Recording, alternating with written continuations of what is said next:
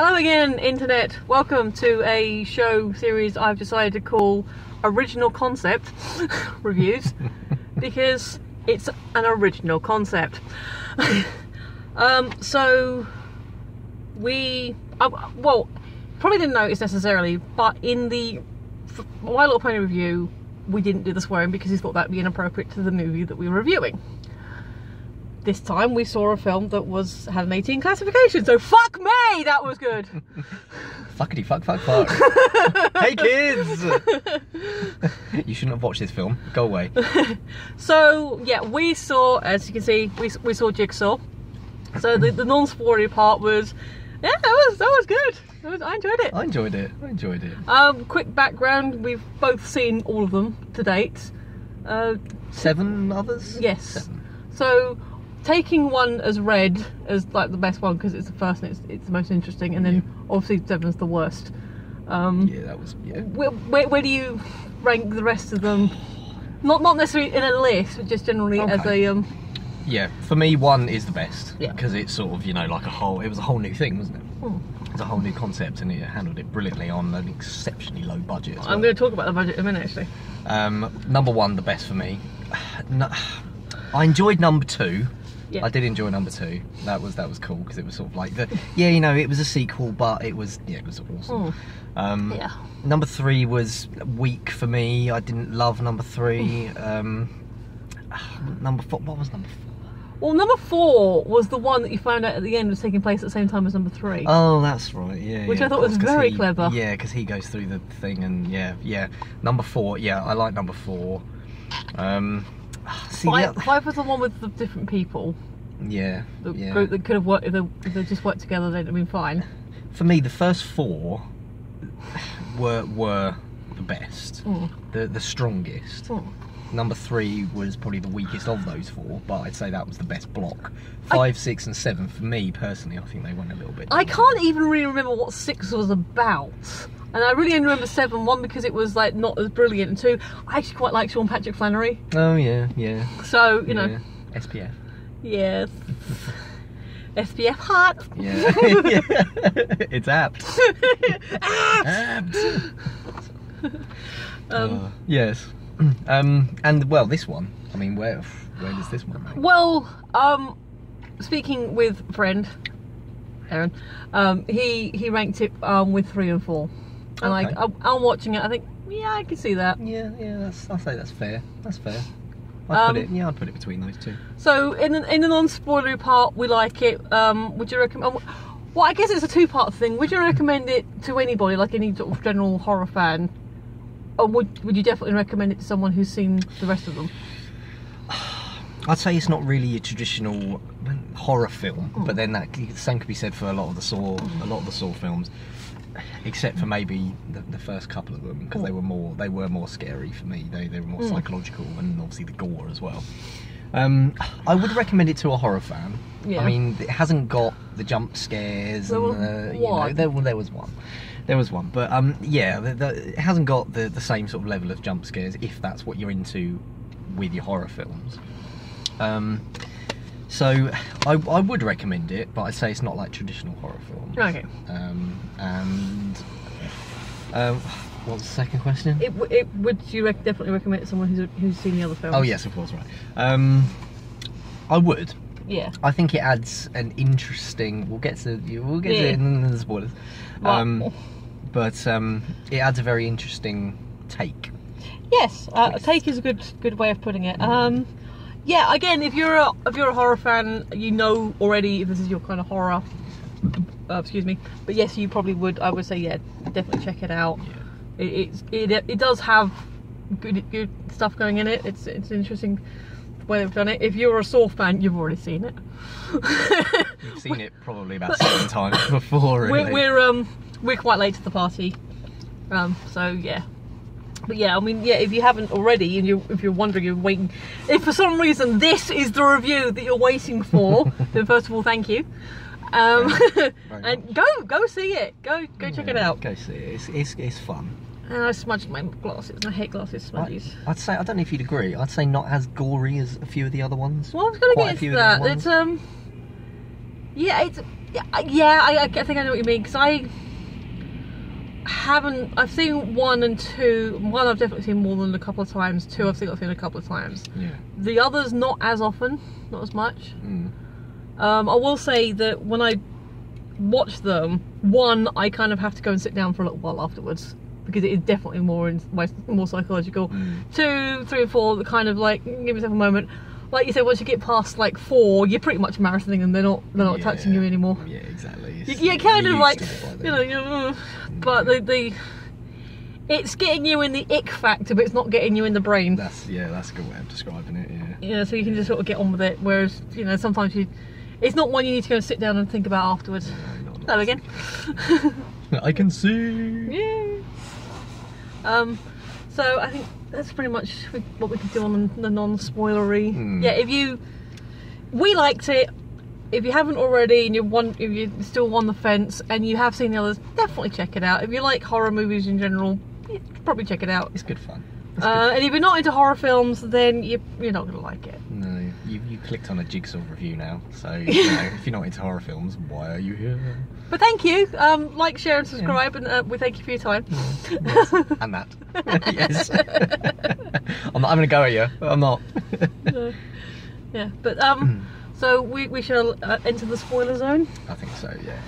Warning: spoilers be ahead. Meep, meep. That's my spoiler warning. I'll work on it. That was utterly terrifying. Thank you. Like, if I didn't want spoilers, I would not have approached the zone. that sound in front of it. So it has a twist. It does have a twist, which we will get to. It's a Saw film. It has a twist. But we will get to it. But damn. Yeah, see, it's a twist. Yeah. So you got your basics. Well, let's say about the budget. Yes. The original Saw movie had $1 million budget, like total. Yeah. And how they afforded Carrie Elwes with that budget, I don't know. Yeah. The opening sequence on this looked like it cost $1 million. Yeah. It was on a roof and everything. Yeah, there was like chases. There was a big, cars got smashed up. They did the Actually, it was quite interesting the way they opened it up, because you got this circle thing with like teeth that looked like it could have been a motor or something, like something rotary. Yeah. And then there's a red coming through it. And you think, what's that? And then Maybe a trap or something. it picks it up. It's just one of the spike traps for a car. Stinger. Which just happened to be by the red light of the police car. So it looked kind of like, oh, what's that? Yeah. And then you're like, oh, it's just like you said, it's just stinger. a thing in a bag. Yeah, so it's just that. It's already playing with you at that point. Yeah, I say from a cinematography point of view, that was a good initial sort of opening moment. Oh, we didn't actually talk about, before we get into that, we didn't talk about the cinema experience. Oh no, we didn't, did we? Would you like to tell the story, dear? I will, yeah. So there wasn't many people in this screening. It's sort of late afternoon when we went to go and see it. And it's Thursday, so. And yeah, it's a Thursday afternoon. There wasn't many people in the screen. So there was 2 people in front of where we were sat. Yeah. We got our seats because it's designated seating. We thought, let's shuffle along a bit because we're a bit more central to the screen. Yeah. And 5 minutes or so before the film started, a couple come in. I don't know if they were a couple or a couple of friends. A couple of people come in. Yeah.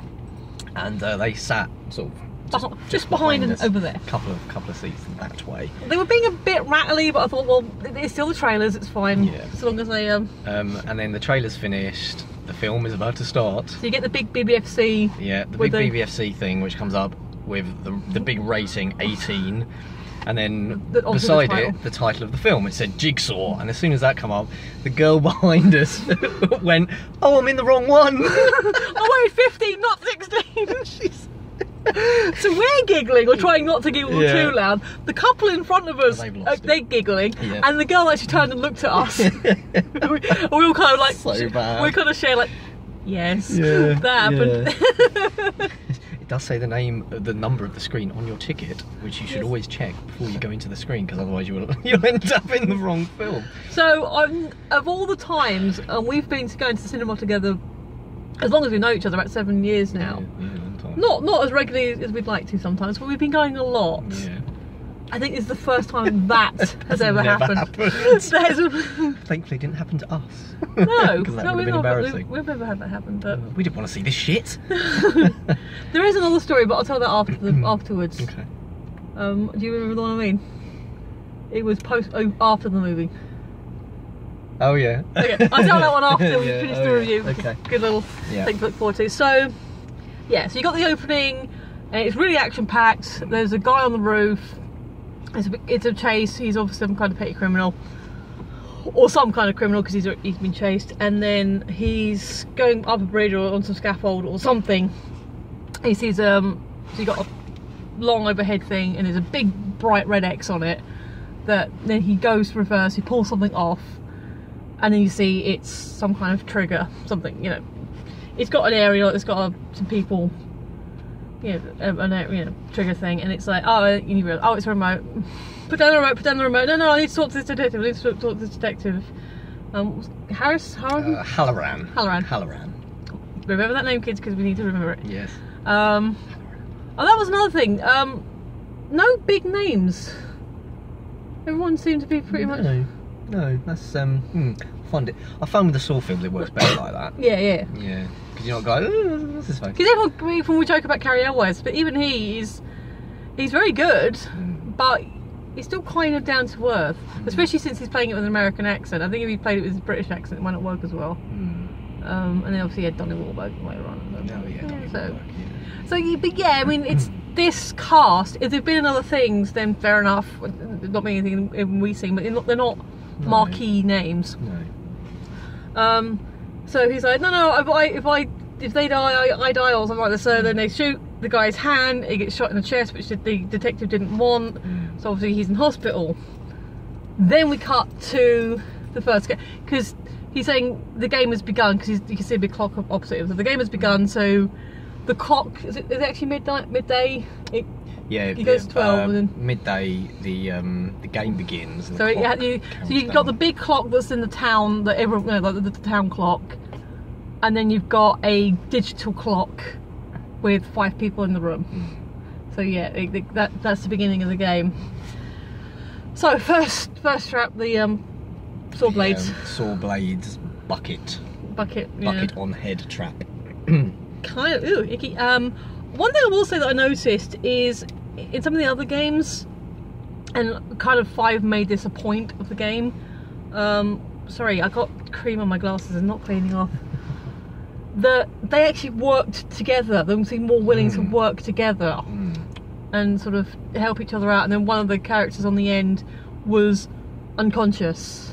Yeah, and even then, that they try to get up, cut yourself. You know? Yeah, they worked out what to do. You basically have to do a bloodletting, and then as soon as you sacrifice a small amount of blood, your trap is released. The helmet comes off, and then you're not bound anymore. So they were still bound. Well, they were still bound, but the thing come off, and their saw thing chain stopped. So yeah, so they all managed to do that, and then the 5th guy on the end, who was unconscious, they try and get him up. They try, no, get up, let yourself bleed, you'll be fine.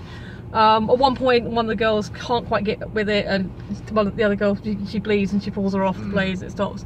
And then the 5th guy, yeah, you don't see what happens, but you know, there's whirring, there's spluttering. Yeah, he goes into the saws, basically. Yeah, and then so you've got that, then you've got going into the next room, what the fuck. And then you cut to a girl, she's going jogging, and then jogging through the park, and then people are stopping and staring above her. What? She's like, whoa! Body hanging, bucket on head. Oh, there's the first victim. So then we get into our, what do you call it? What would you call the traps? The game, the A story, and the investigation, the B story. Yeah. I mean, they are all intertwined. So obviously you've got the traps going on, and then you've got the people investigating the traps. But they intercut between the 2 storylines. So we get the first one, and we meet the detective we met at the beginning, Halloran, his assistant, who I wish I knew his name because I don't want to call him the black guy. Detective Hunt. Detective Hunt. The black guy, Detective Hunt. Which we don't want to call him that. But he was good. He was very competent. You know, he was younger. He knows the chief autopsy guy. So you've got basically the two detectives, the older white guy and the younger black guy, Halloran and Hunt. And you've got the two they got proper names. What do you call them? The people in the morgue. The morticians. We'll call them morticians. Yeah. Morticians. The doctors. I know the words you're thinking of. Yeah. But morticians. We'll use that word until we think of the other word. Yeah. I think that morticians are people. Pathologist. Yeah, we'll use pathologist. We'll go with that. So yeah, we've got the older doctor who we find out is a vet. He in his How He Knows Hunt. Veteran. Yes. Not an animal doctor. And they're obviously, so that's how they come in. So you've got detectives who are investigating a crime, and the first guy at the beginning with the trigger is in their hospital. He's been put in a medical coma to let the swelling in his heart go down before they can talk to him. And then you've got the older, slightly gruffer former veteran who turns out he's lost his wife, and then the younger female doctor who pretty much straight away recognises as a potential Jigsaw killer, because they show you what happened to Buckethead. Yeah. He's got nothing from there to here. Buckethead it's just bucket. There ain't much head left. It's kind of gross, and they show it a lot. Yeah, no, that's some very, credit to the SFX people. It's very good, but did they have to show it quite? I know it's not. It was quite cringy. Yeah. So the second trap is confession traps. They're now on a rotary thing, and they really so they've all got to confess. Basically, they've all got to confess their sins, and if they confess their sins, so they bring down the needles. They tell the story that one of them did a grab and run, took someone's bag, and then it turns out the victim was asthmatic, and that basically all they had to do was give her an inhaler back. And but she didn't. She dumped it and ran at the scene, and the victim obviously died. So that's why she was there. Yeah. And basically she confesses. And I said, well, one of them is saline, one of them is the antidote to the poison I gave you, the other one's an acid which will make you die horribly. And guess what happens? Well, actually, she kind of, because they've all got numbers on and she actually she says, oh wait, $3.55 or something. Yeah, like $3.53. Because the question was posed: how much is a life worth? Yeah, and they're all kind of, so you got the big guy, the little guy was Mitch. Anna, and some other people. Yeah, it was the big guy. He made it to the end. So yeah, I can't remember his name. The big guy. The big guy. He injects all 3 needles into her, so they all get released from their traps. But he basically she dies. She dies quite horribly. Yeah. And so obviously she ends up having an autopsy, and that is Jigsaw. So the young pathologist, we realise, is this John Kramer, is this Jigsaw, and she seems quite excited by it. I will say, on the whole, because I'm gonna jig it forward a little bit. So she basically confessed it, because where were you when Buckethead was killed? And she was like, oh, I was at home on my own, and wasn't that a bit suspicious? So, well, you're a single woman, why wouldn't you get 7 in the morning? Why wouldn't she be? And so there's a bit of background about that. But then she admits that she was in her studio, which is a museum of Jigsaw traps. She's fascinated by him and has recreated his traps, including the spiralizer, which apparently was used in a game before any of the others took place. That nobody found the bodies. And first clue. And so she's fascinated with it. And her friend. So do you think her friend's reaction was normal? Like the older pathologist, it was. What, to the discovery of her having this hobby? Yeah. Because he was kind of like, the fuck. Yeah, he did think, what's all this about? You're crazy, we've got to get out of here. Which I think is normal. Yeah, because the younger detective Hunt did follow them and take some pictures, so that's evidence. Yeah, she's a little bit strange. Yeah. But what I will say about that is I kind of understand the not necessarily that, but the horrors that we can do to each other. I can understand the fascination with that. And especially if you're on the tail end of that, you get to see the results of the horrors that people can do to each other in your job. You're gonna have an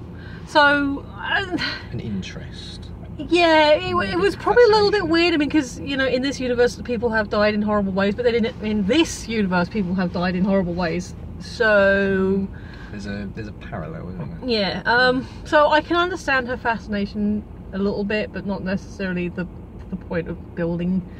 Yeah, I think she was leaning more onto the side. Academically, I can sort of go, oh, this is an interesting thing. And pathologically. Yeah. But yeah, I think she was a little bit more psycho than perhaps was healthy. Yeah. But you know. So in the traps, they get to another room. They see a sign that says no exit. Anna and Mitch were like, no, don't do it. And Big Guy's like, no, I'm going to do it. You know. And he gets leg trapped. So wires are now pulling on his leg. Cheese wire that's cutting into and basically they try and get the tape. I can't remember what the message was. Something about confessing, like, you know, and you'll be released. And he wouldn't do it. And it was like, no, pull the lever. Well, that came afterwards. Oh, no, that did come after, yeah. And anyway, so the silo opens. They go into it. Mitch and Anna then go into the silo. And they see, like, the TV's light up. And they see the remote. And it was like, obviously, it was press play.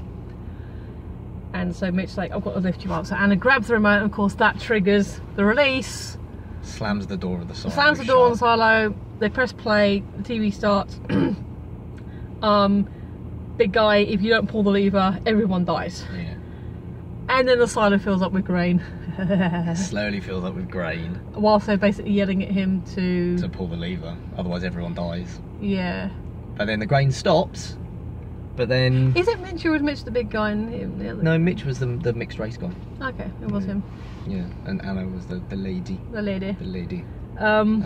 Yeah, so, but then the grain stops, just when they're sort of it's up to here. So you've like still got the whole thing of like, okay, they're not immediately gonna suffocate, but there's still the risk of crushing death. Yeah, true. So you think, okay, so maybe just like take a moment, calm down, and then things start falling. Knives, pitchforks, saw blades. Yeah, probably round blades, needles at one point. Yeah. So Mitch gets stuck with a kitchen knife, and then Anna gets stuck with like some kind of compass or something. Yeah. Like just a few pointy things are falling on them, basically. Pointy, ouchy things.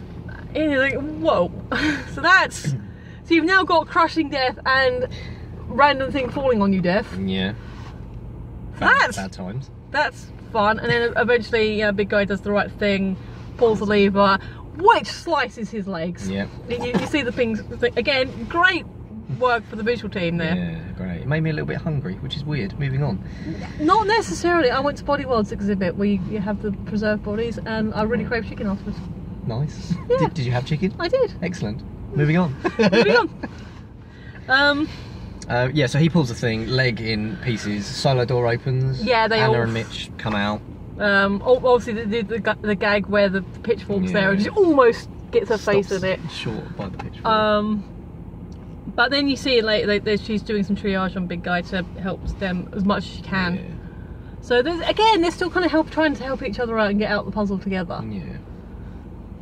So again, you've got the back and forth between the investigation of like, well, what's going on, and you realise all these victims have all got a connection with Halloran, and he seems particularly thing. Obviously, the press is now involved. Like, is this Jigsaw? Is this Jigsaw? They find out there's some blood under the first victim's fingernails, which happens to match with John Kramer. John Kramer's blood. Which thing, and then of course they the first guy from the beginning disappears, which, I'm sorry, if you're going to inject something, there's, as far as like, well, at least from what I've seen in other films and series, there's a whole bit where you can properly inject a different needle into the IV bag. Don't poke a hole in the IV bag, because that's evidence. Yeah, someone's going to notice that. Yeah. You know, maybe we should look at the IV bag. But the cop on duty, he was asleep on the job, so he deserved whatever reprimand he got. Yeah. So yeah, the first guy in a coma disappears.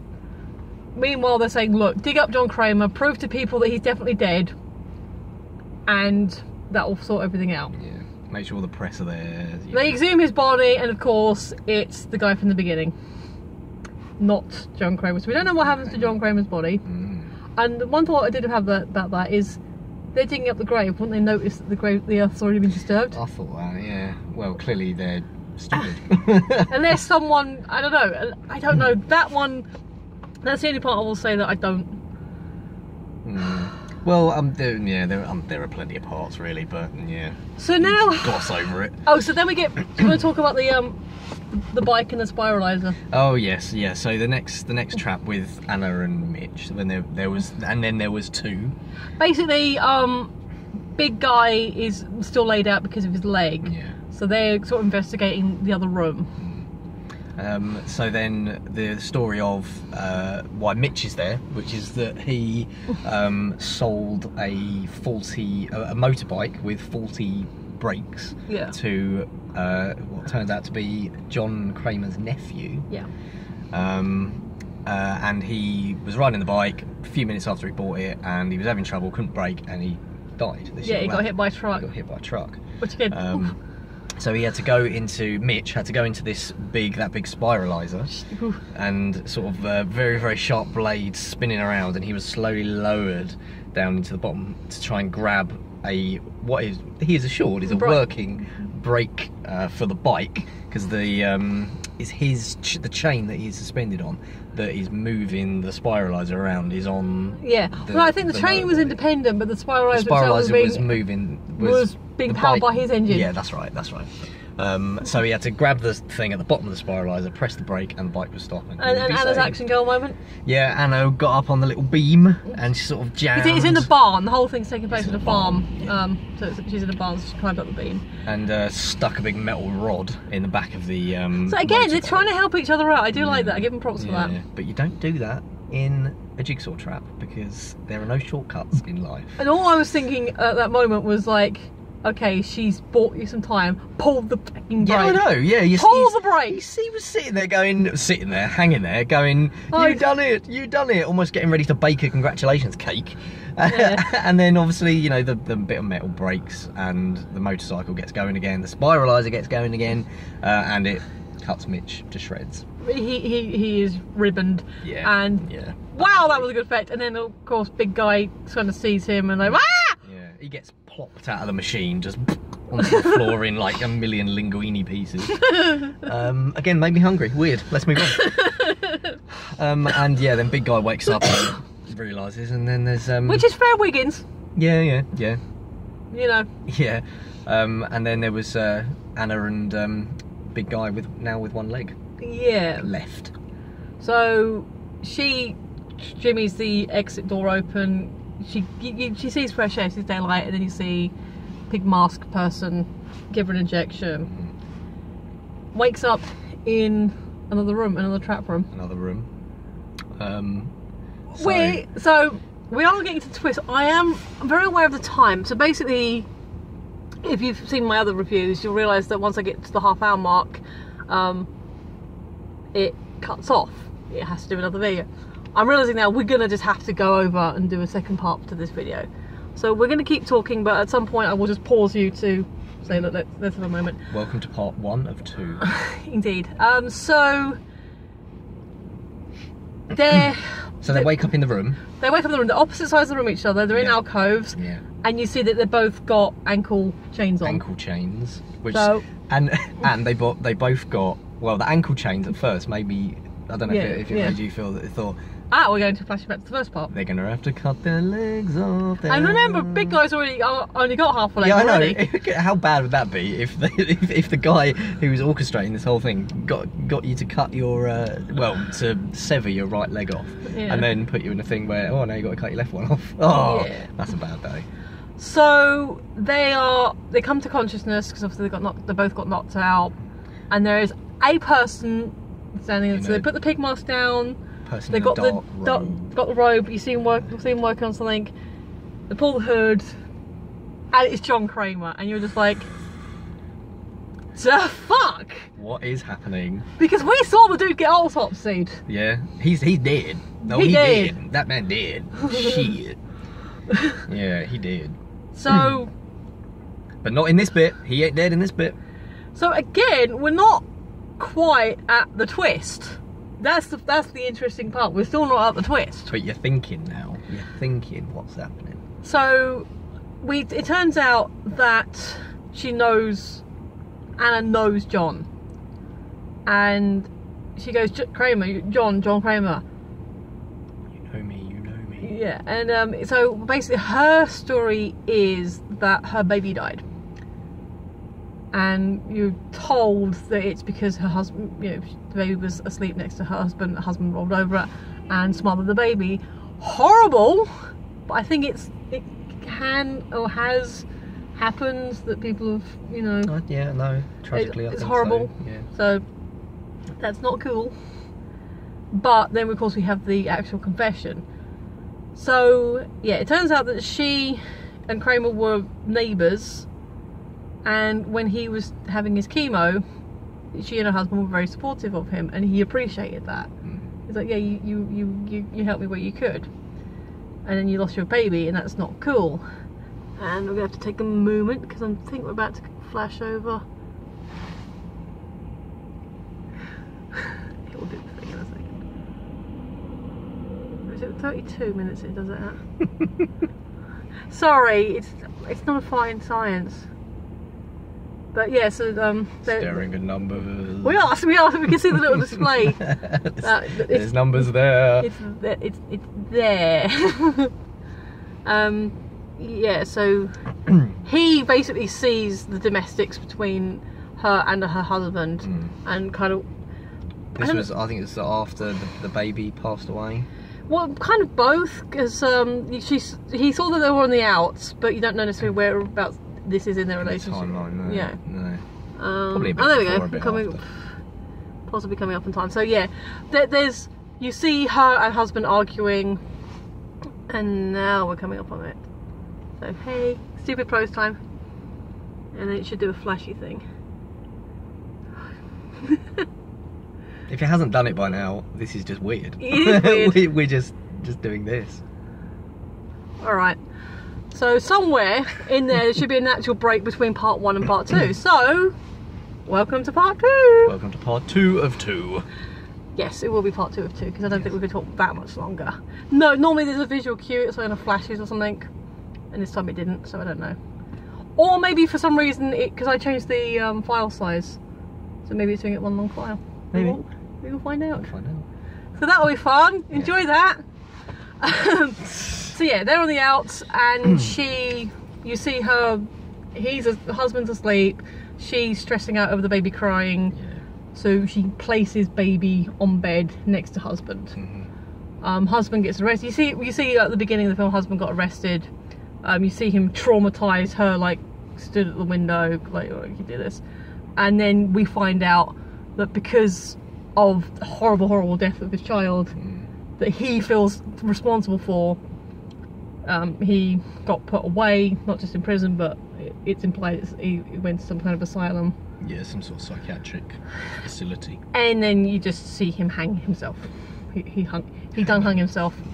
So basically that is what John Kramer is, her That's why sin. she's there, yeah. That's what he's punishing her for. Yeah. Big guy, it turns out, is just a douche nozzle. Yeah, he really is, isn't he? Yeah, I'm glad he lost his leg. Yeah, in the he was a bit of a douche at the beginning because he was the one who injected the bag snatcher, and basically, if they gave another second, what the numbers was the amount of money that she stole, and they would have thing. So yeah, basically, when he was a teen, he was dicking around in his friend's car, fell out the back. He was alright, he kind of crashed and rolled, and obviously his friends looked back and said, whoa, what the hell? They smashed into another car, and apparently it's implied that there was like 3 of them died, so you got the 2 people in the first car, and presumably is 1 person in the other car. Yeah, Joe, well, that they drove into. Yeah, so he's indirectly responsible, directly or indirectly, depending on how you view it. And he lied to the police. Yeah, he kept saying, oh, you changed the story or whatever. Yeah. And then apparently he got worse from there, or didn't, or at the very least didn't get better. No. From there. And he said he did like insurance fiddles and bad mortgages and stuff like that. Yeah, So yeah. he said that was worse. So that's why he's in the trap. So they're doing the thing. They got the back and forth. John sets up a shotgun with one shell. Says something about things being backwards, and so this is the key to your salvation. Bear in mind as well, the padlocks that are locking the chains around their legs are, one of them is yellow and the other padlock is green. Yeah, so they're colour coded. So remember that. I think we are cutting back and forth because at this point the younger pathologist has worked out that it's a farm. She's worked out where it is. Yeah.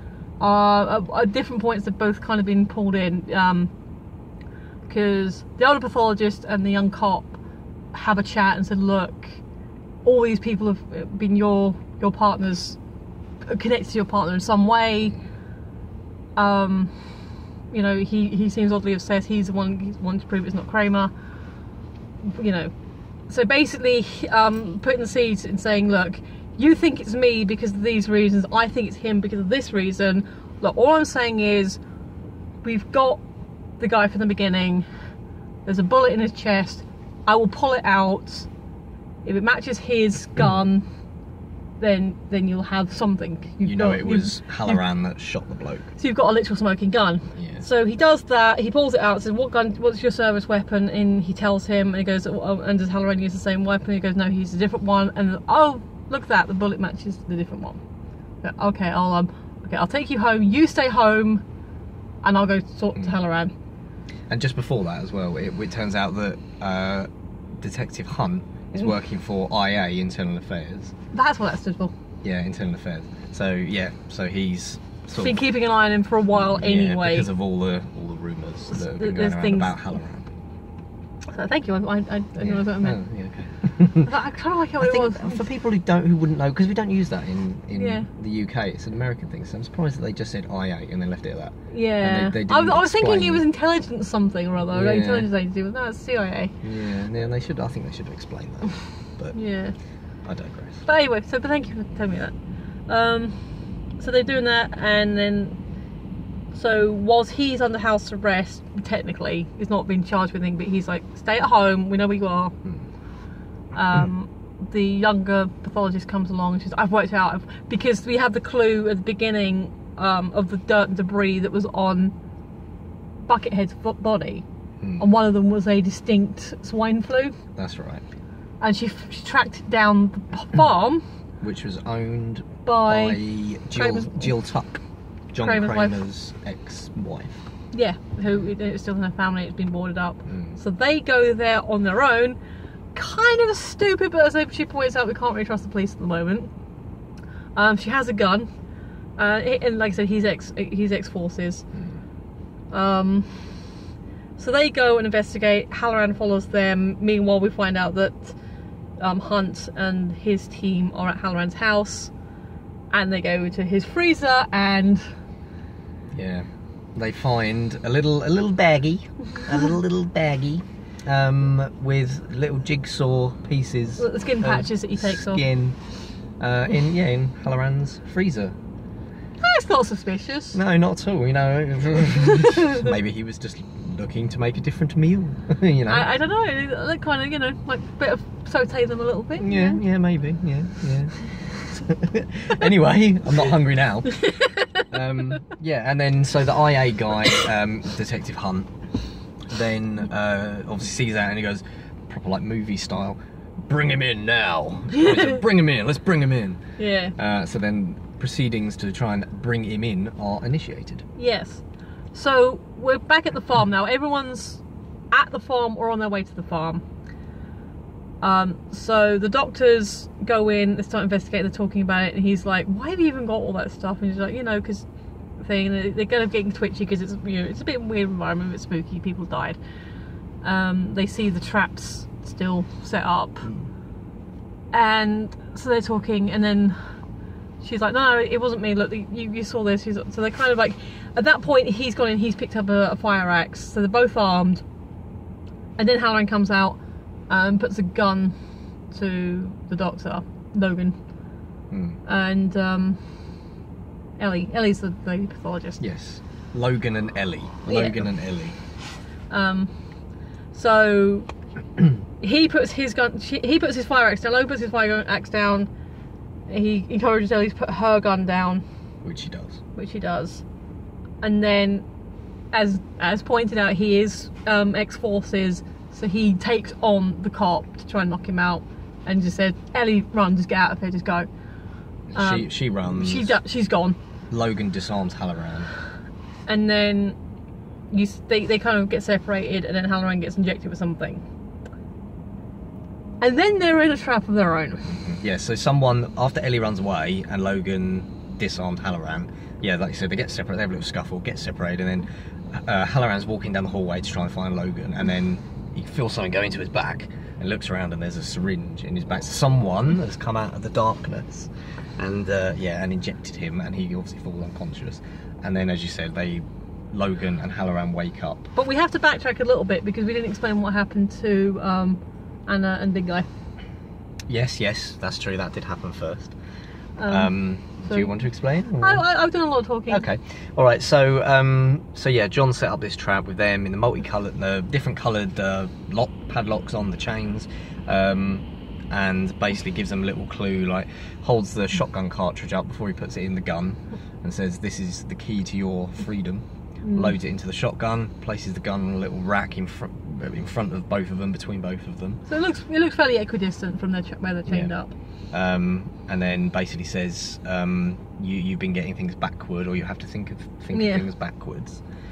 Leaves it's up to you. The choice is up to you.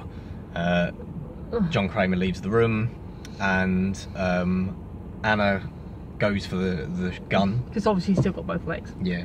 And she's like, I have to kill you, and like, that's what he means. That's what he means. He wants me to kill you. So grabs the gun, and then just as she's aiming it at him, Big Guy, he realises what Kramer meant by backwards. So he's trying to plead with her, but it's too late. She fires the shotgun. Because he's already cocked it. John already cocked it. So all she has to do was pull the trigger. So she's pointed at him before Big Guy gets the chance to... Wait, no, don't! Yeah, don't do that. This is explaining what he meant by backwards. Yeah. She fires the gun, but the shotgun doesn't fire the pellet out at the Big Guy. It fires it backwards out of the rear of the gun, hitting Anna into the face, killing... She drops. Killing Anna. And Big Guy, one leg guy, crawls over to Anna's body, sees the shotgun shell, obviously now depleted, on the floor with all the little pellets around it, and two little shards of, many little shards of metal. There's a couple of significantly big enough pieces that you can work out. You can work out what's going on. One is yellow, the other is green. Both are useless. Both are useless because they've been blown to smithereens by the shotgun being fired. And then a little sort of mini flashback to where Kramer was holding up the shotgun cartridges and said, "This is the key to your freedom." Turns out Kramer put the keys for the yellow and the green padlocks for their chains into the shotgun cartridge, compacted it in, and that was where the keys to their freedom were. So basically, in theory, had she not pulled the trigger, just broke the gun, taken the out. shotgun cartridge out, opened the cartridge, then they could have both been free. Yeah, so... Foolish lady. So, obviously, we were talking about the spiralizer in the museum earlier. Basically about a game that had been played 10 years before. Because Kramer's been dead 10 years. And so she was talking about the game that has been played before the other games. And the bodies were never found. Now, all through this, and actually, to come back again a little bit, we do see, because the cops go into her museum, they see a back room that's got like a mini shrine to Kramer, and they pull the string to turn the light on, because it's one of those swinging lights with the light with the hang up pull switch on it, and then as he pulls it on, spiralized guy Mitch, he obviously covered in blood, and it's again an amazing effect, really icky. But an amazing effect. Swings down from the ceiling in the doorway and swinging around in all sort of concertinas. Pretty springy. Yeah. So ew. Poor Mitch. But well, you know, well done to the team. Yeah. So yeah. So I think we're pretty much. I think we're up to speed. We're up. I think we're up to the twist. So at the beginning, when they're doing the autopsy on Buckethead, you see them using these really nifty lasers. Laser cutters. And they're just using it so casually. It's like, oh cool, they've got laser cutters now that they can. So they zip, pull the bucket off his head because of where it was secured on with bolts through his collar. Put it to one side, and it's never even thought of again. So you're just like, well, that's a neat little tool of their trade. Yeah, that was actually a Chekhov's gun, because they've got these collars on them, and the doctor. So the doctor and the older detective have got collars on their necks, and he's like, they're feeling around. What the fuck? And he goes, oh shit, these are laser pens. Yeah, there's like sort of like a dozen yeah, or so laser kind of like cutters the collar. like the shotgun collar from 3 and 4. Yeah, exactly. So the kind of that kind of setup, and then obviously you get the tape or the voice recording. It says, you know, you are the final victims. You know, you have to confess, and I'll be listening, and I will release you. And there's a box between them that's got 2 red buttons on top and 2 yellow, like green. 2 green arrows. Yeah. Both pointing To each of them. And the doctor's like, no, let's not do. It's fine. The doctor and the cop's like, we're gonna die anyway, so I'll go first. And he hits the doctor's button. Halloran hits Logan's button. Yeah. And then Logan goes flying back. And he confesses. He said, I'm sorry, I was the guy, because we find out Kramer